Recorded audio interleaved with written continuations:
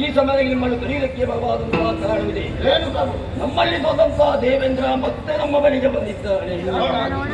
ಜರವನ್ನು ಕೇಳಿದಾಕ್ಷರವೇ ಅರಿವಿರು ಬರೆಯಂತೆ ನೂರಾರು ಹಸುರರು ಸೇರಿಕೊಂಡು ಸರದಿಯನ್ನು ಹೊಂದಿಸಿದರೆ ಕಳ್ಳೋದಂತಹ ಸುವಸ್ತುಗಳು ಮತ್ತೆ ಬರುತ್ತದೆ. ಏಕೆಂದು ಮಾತನಾಡಿದರೆ ಅಮೃತ ಬರುತ್ತದೆ. ಅದರ ಜರಾಮರಣ ದೇವರ ಹಬ್ಬ ಇರುವಂತಿಲ್ಲ. ನಿಮ್ಮ ಅಭಿಪ್ರಾಯವಿದೆ? ಸರಿ ಬಾಳದು ಉಭಯಗಳು ಹಿರಿಯರು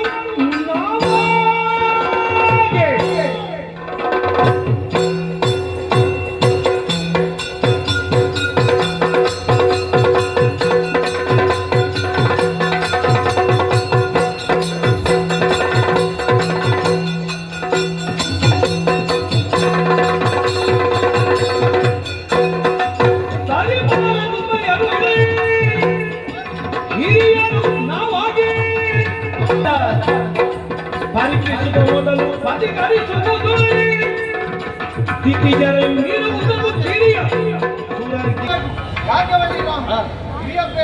ಮಕ್ಕಳಾದಂತಹ ನಾವು ಹಾಗಾಗಿ 66 ಕೋಟಿ ಇದೆ.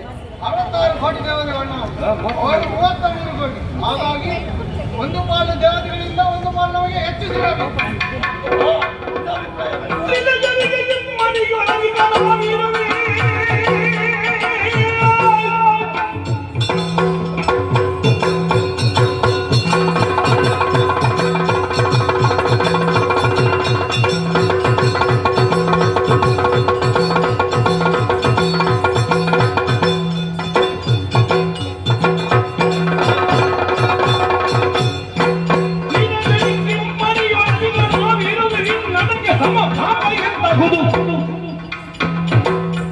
ಬದಲು ಮಾತೆ ನೆರಳು ಕಾಲವಾಗಿ ಅದರೊತ್ತ ಅದು ನಿತ್ಯವನ್ನು ಕೊಡುವುದೆನ್ನುತ್ತ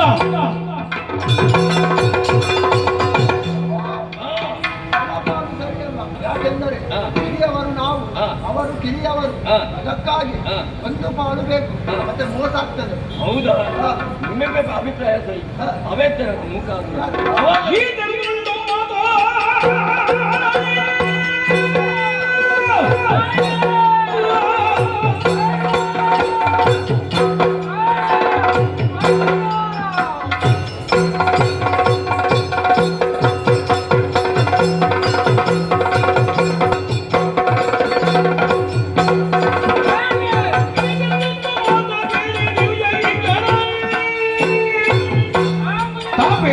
ಒಂದು ಕಾರ್ಯವನ್ನು ಈ ಕ್ಷಣ